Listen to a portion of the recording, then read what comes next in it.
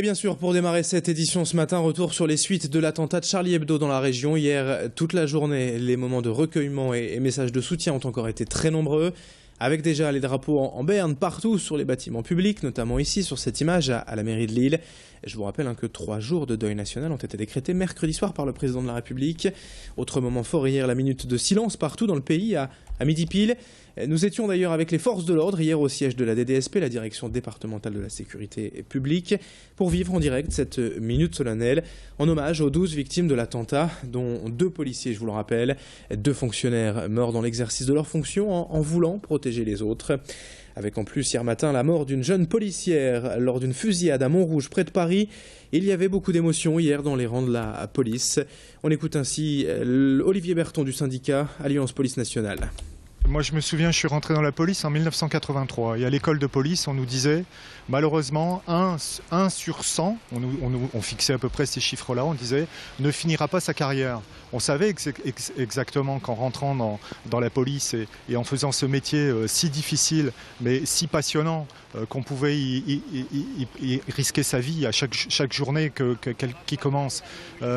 Maintenant c'est toujours un drame, on ne sait pas qu'on ait la peur au ventre quand on part au boulot le matin, on est formé, il manque certainement certaines choses, il manque des effectifs et des moyens pour vraiment se protéger, mais c'est vrai que c'est acquis. Tout policier sait qu'à tout moment ça peut déraper.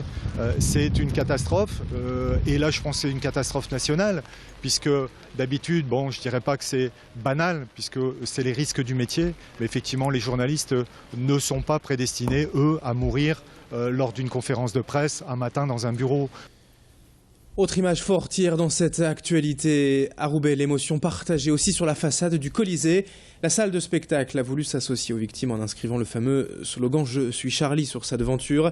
Situé dans le quartier de l'Épeule, un secteur de grande mixité sociale et religieuse, le Colisée ne voulait pas rater l'occasion de témoigner sa solidarité avec l'hebdomadaire satirique en défendant aussi à sa manière la liberté de penser. Écoutez ainsi le directeur du théâtre roubaisien, Bertrand Millet.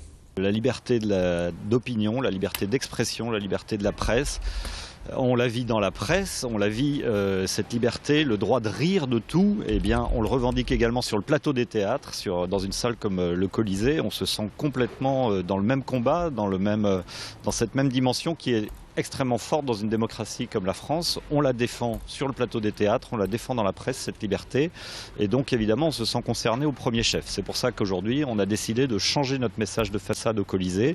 Et plutôt que marquer, comme on le fait d'habitude, le nom du prochain spectacle, eh bien voilà, nous sommes Charlie aussi au Colisée aujourd'hui. Et à noter ce week-end de très nombreux rassemblements prévus encore partout en France. Dimanche après-midi à Paris, cette grande marche républicaine, mais aussi dans plusieurs villes de la région et notamment à Lille. Une manifestation solennelle prévue samedi après-midi à 14 h à l'appel de nombreuses associations, dont le Club de la presse Nord-Pas-de-Calais. Une marche en hommage au départ de la porte de Paris et vers la place de la République. C'est donc demain après-midi à 14 h. 7h18 sur Grand Lille TV dans le reste de l'actualité. Aujourd'hui et cette semaine du sport dans cette édition. Avec demain à Waterloo la 9e édition du gala de Full Contact, salle Roger Salengro. C'est Thierry Tavernier, entraîneur du club local, qui organise ce rendez-vous annuel très prisé des amateurs. Le Full Contact est un mélange de boxe anglaise et de karaté. Les combattants peuvent donc se frapper avec les poings et les pieds, mais toujours au-dessus de la ceinture. Au programme demain à Waterloo pour ce gala, l'après-midi sera d'abord réservé aux combats amateurs, avant la grande soirée des professionnels dès 19 h. A noter qu'un combat féminin est prévu. On voit d'ailleurs la boxeuse s'entraîner sur ces images. Prix de la place demain 15 h, sur 15 € sur place, mais 10 € en prévente à l'office de tourisme. Présentation détaillée de l'événement et description de ce sport, le Full Contact, avec l'entraîneur Thierry Tavernier, hier au micro de Céline Huret. Ce sport de combat, c'est un mélange de boxe anglaise avec le karaté. Donc c'est un mix des deux, ça vient des États-Unis. Et ça fait depuis 1974 que c'est implanté en France. Mon père s'est initié parce qu'il était karatéka.